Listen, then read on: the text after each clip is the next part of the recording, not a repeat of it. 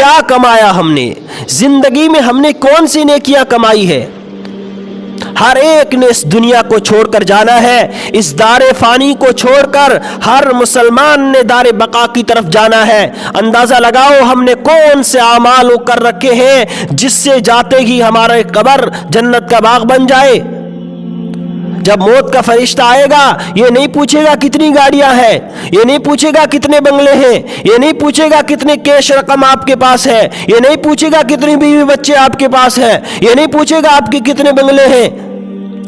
ہاں اگر اعمال اچھے ہوں گے تو فرشتے آپ سے قبر میں ایک سوال کریں گے، من ربو کا، ما دینو کا، من نبیو کا، آپ کا رب کون ہے، آپ کا دین کیا ہے، آپ کا نبی کون ہے۔ جب آپ سے یہ تین سوال کرے گا، اگر آپ نے صحیح طریقے سے ان تینوں سوالوں کا جواب دے دیا تو اللہ کی طرف سے اعلان ہوگا میرے بندے نے سچ کہا ہے، اس کی قبر کو کشادہ کر دو۔ تا حد نگاہ تک اس کی قبر کو کشادہ کر دیا جاتا ہے، اس کے لیے جنت سے کھڑکی کھول دی جاتی ہے، اس کو جنت کا لباس پہنایا جاتا ہے اور قبر اس کے لیے جنت کا باغ بن جاتی ہے۔ اور جب اس سے سوال کیا جاتا ہے من ربو کا، ما دینو کا، من نبیو کا، تیرا رب کون ہے، تیرا دین کیا ہے، تیرا نبی کون ہے، اور اگر وہ ان سوالوں کا جواب نہیں دیتا ہے اور کہتا ہے مجھے پتا نہیں ہے، اللہ کی طرف سے اعلان ہوتا ہے اس نے جھوٹ کہا ہے، میرے بندے اس کے پاس بتانے والے آئے تھے، اس نے انکار کیا، مذاق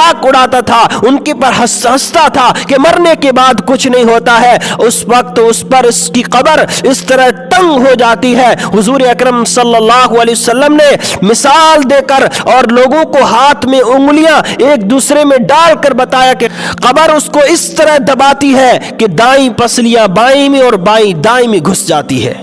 اور اس پر سانپ ازدھے اس پر مسلط کر دیے جاتے ہیں جو اس کو ڈستے رہتے ہیں، اس کو مارتے رہتے ہیں، اس کو ستاتے رہتے ہیں۔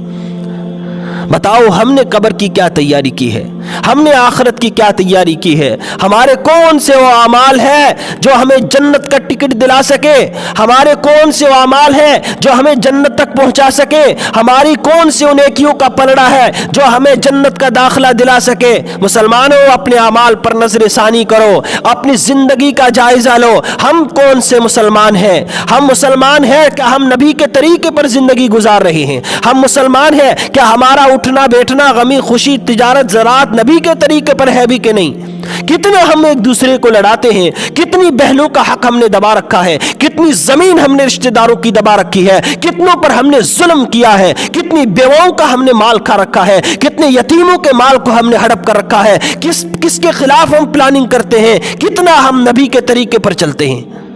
اپنی زندگی کا جائزہ لو، ایک دن قبر میں جانا ہے، ایک دن آپ سے سوال ہونا ہے، ایک دن رب کی عدالت میں تمہیں پیش ہونا ہے۔ دنیا میں جب بھی کوئی بات کرو یہ سوچو کہ جو میں بول رہا ہوں اسے مجھے کل اللہ کی عدالت میں جواب دینا ہے، یہ جو میں سن رہا ہوں اس کو مجھے کل قیامت کے دن اللہ کی عدالت میں اس کا جواب دینا ہے۔ میں کسی کے خلاف ظلم کر رہا ہوں، مجھے اس کا اللہ کی عدالت میں اس کا جواب دینا ہے۔ ہر اعمال کے مطابق سوچو کہ مجھے رب نے یوں ہی جانوروں کی طرح کھانے پینے کے لیے پیدا نہیں کیا ہے، بلکہ فرمایا وما خلقت الجن والانس الا لیعبدون، میں نے انسانوں اور جناتوں کو اپنی عبادت کے لیے پیدا کیا ہے، لیکن ہم نے اس مقصد کو بھلا دیا۔ ہر کام ہمارا عبادت بن جاتا، ہمارا ہر کام عبادت بن جائے اگر ہم سرور کونین صلی اللہ علیہ وسلم کے بتائے ہوئے طریقے کے مطابق زندگی گزارے، اگر ہمارے اعمال نبی کے طریقے کے مطابق ہو، صحابہ کے طریقے کے مطابق ہو، ہم اس غلط فہمی میں نہ پڑے کہ کون سے فرقے سے ہم تعلق رکھنے والے ہیں، ہم کون سی جماعت پہ تعلق رکھنے والے ہیں۔ نبی نے صاف طریقہ بتا دیا ہے، ما انا علیہ واصحابی، جو میرے طریقے پر چلے گا، میرے صحابہ کے طریقے پر چلے گا، وہ کامیاب ہے، وہ سرخ روح ہو کر جنت میں جائے گا۔